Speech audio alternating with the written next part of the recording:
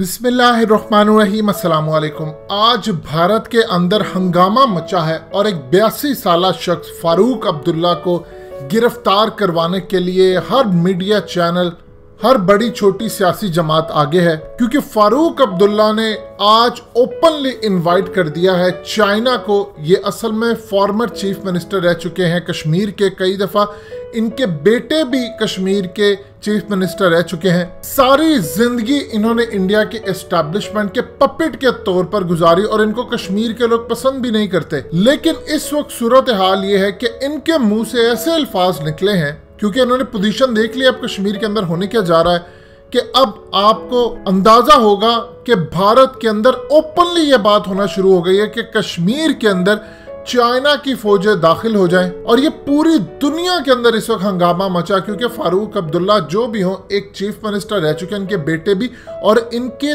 3 MPs हैं अभी भी पार्लियामेंट के अंदर। याद रखिएगा, इनकी पार्टी के 3 मेंबर ऑफ पार्लियामेंट है, जिस तरह पाकिस्तान के अंदर एमएनएज होते हैं। तो पूरी दुनिया के अंदर इनकी आवाज सुनेगी। ये जरा सबसे पहले आपने क्लिप सुनना है, फिर आपको बताते हैं कि असल हंगामा क्या मचने वाला है।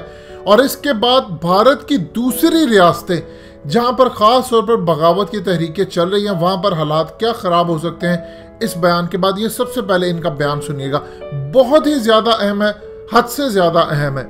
उन्होंने आर्टिकल 370 को लेकर ये कहा कि हमें ये कबूल नहीं है, और जब तक आप आर्टिकल 370 को रिस्टोर नहीं करेंगे हम रुकने वाले नहीं हैं, क्योंकि तुम्हारे पास अब ये खुला मामला हो गया है। आप जम्मू कश्मीर में आपने इतने सालों से आप मुख्यमंत्री रहे, कई बार सांसद भी हैं, लेकिन जो कश्मीर में असमंजस हालात हैं, आखिर उनको किस तरह से पटरी पे लाया जाए ताकि जो नॉर्म वो तो न देखिए, जहां तक पॉलिटिकल सवाल है इसमें कोई शक नहीं है कि हमारे यहां उथल पुथल है।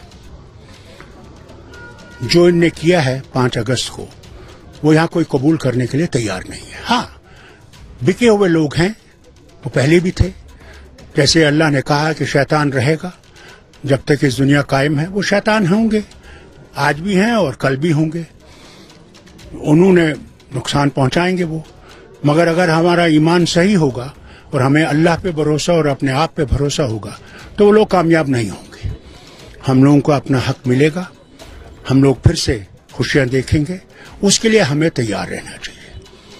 अगर हमें जान की कुर्बानी भी देनी पड़ी, उसके लिए हमें दरेग नहीं करनी चाहिए। आपने कुछ दिन पहले ही कहा कि कश्मीर के लोग जो है चीन की बातों को लेकर या चीन के एक्शन को लेकर काफी खुश हैं। देखिए, जहां तक चीन का सवाल है, मैंने तो चीन के प्रेसिडेंट को कभी यहां बुलाया नहीं। हमारे वजीर आजम ने उसको गुजरात भी बुलाया, उसे झूले पे भी बिठाया, उसे चेन्नई भी ले गए, वहां भी उसको खूब खिलाया, मगर उन्हें वो पसंद नहीं आया। और उन्हें आर्टिकल 370 को लेकर ये कहा कि हमें ये कबूल नहीं है, और जब तक आप आर्टिकल 370 को रिस्टोर नहीं करेंगे हम रुकने वाले नहीं हैं, क्योंकि तुम्हारे पास अब ये खुला मामला हो गया है।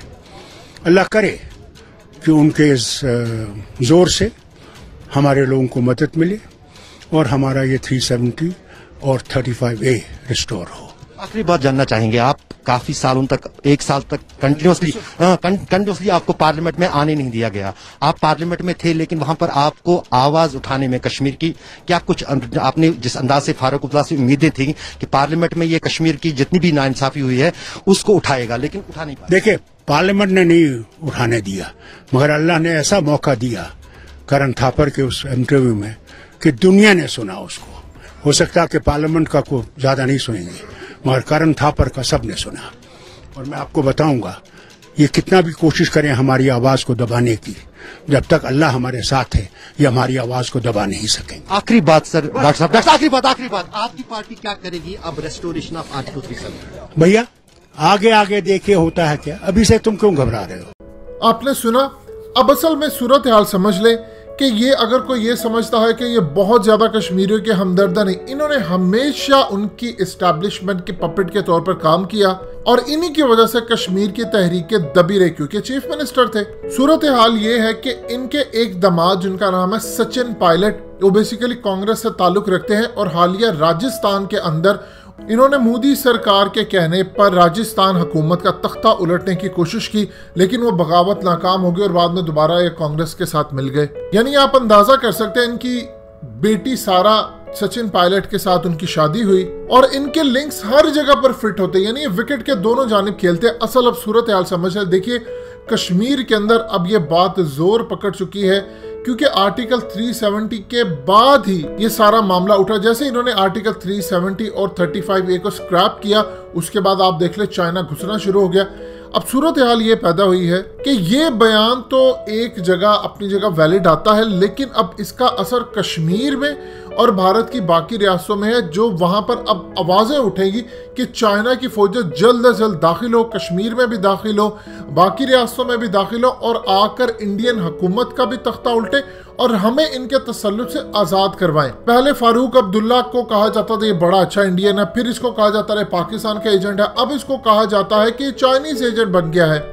देखिए कश्मीर में ये मामला बड़ा बिगड़ चुका है। वहां पर सूरत हाल ही है, वहां पर चाइनीज प्रेसिडेंट की तस्वीरें उठाकर एहतजाज किया जाता है कि चाइना की फौजें यहां पर दाखिल हो जाए और कश्मीरी इस आस उम्मीद पर बैठे हैं कि जैसे ही सर्दियां आएंगी, चाइना लद्दाख या अगली साइड पर जाएगा तो फौरी तौर पर पाकिस्तान की फौजें भी यहाँ पर आएंगी।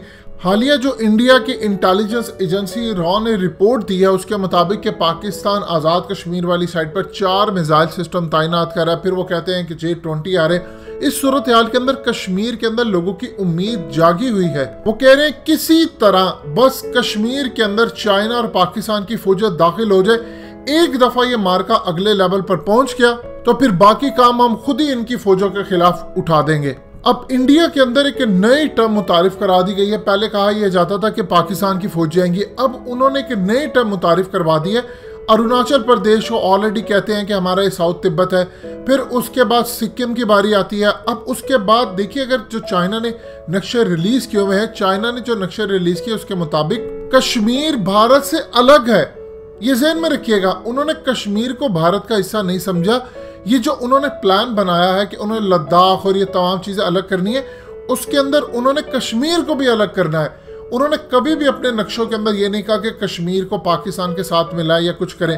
वो कहते हैं कि एक दफ़ा हम भारत से ज़रूर इसको अलग कर दें, बाद में सूरत हाल जो भी पेश आएगी, चाहे वो पाकिस्तान के साथ जाए, किसी के साथ भी जाए, एक चीज़ आप ज़हन में रखिएगा, इस वक्त कश्मीर को जो आज़ाद करवाएगा कश्मीरी उसी के साथ खड़े होंगे। कश्मीर अकेला खुद कभी भी सरवाइव नहीं कर सकता, लेकिन चाइना ने यह फैसला जरूर किया है कि किसी सूरत कश्मीर को भारत का हिस्सा नहीं रहने देना। और अब फारूक अब्दुल्ला जैसों के जब बयान ओपनली इस तरह आ जाते हैं और उसके बाद सूरत हाल ये है कि आम शख्स जो कश्मीर के अंदर रहने वाला है या दूसरी रियासतों में, वो सोचता है कि अगर लद्दाख पर 38,000 स्क्वायर किलोमीटर इलाका जा सकता है हाथ से, कश्मीर के अंदर कश्मीरी उठा सकते हैं तस्वीरें और कह रहे हैं कि चाइनीज फौजें दाखिल हो, तो बाकी रियासतों में भी ये डिमांड बढ़ जाएगी। सबसे पहले चाइना ने काम ये करना है कि अरुणाचल प्रदेश के ऊपर चढ़ाई करनी है और उसके बाद कश्मीर के मामले को लेकर आगे चलना है। ऑलरेडी याद रखिएगा अरुणाचल प्रदेश के अंदर जो दूसरी वाली साइड है जो चाइना की है, वहां पर जो तरक्की देखकर बहुत ज्यादा इंडियंस वहां पर एहतजाज करते हैं कि हमें भी चाइना का हिस्सा होना चाहिए और चाइना अगर हम पर कब्जा कर ले तो हमारी भी हालत बेहतर हो जाए, हमारी भी चीज़ें बेहतर हो जाए, इंफ्रास्ट्रक्चर बेहतर हो जाए, हमारी रोज़मर्रा की लाइफ बेहतर हो जाए। ये सूरत हाल इस वक्त इंडिया में पैदा हुई और फारूक अब्दुल्ला के इस बयान के बाद एक भड़कम सा मचा हुआ है पूरे भारत के अंदर। और आने वाले वक्त के अंदर अब ये आवाज़ें अगले लेवल तक जाएंगी कि कश्मीर के अंदर चाइना की फौजें डायरेक्टली घुस जाएं। दोस्तों, हकीकत टीवी को सब्सक्राइब करना मत भूलिए, वीडियो को लाइक करें, शेयर करें और कमेंट सेक्शन में अपनी राय का इजहार जरूर करें।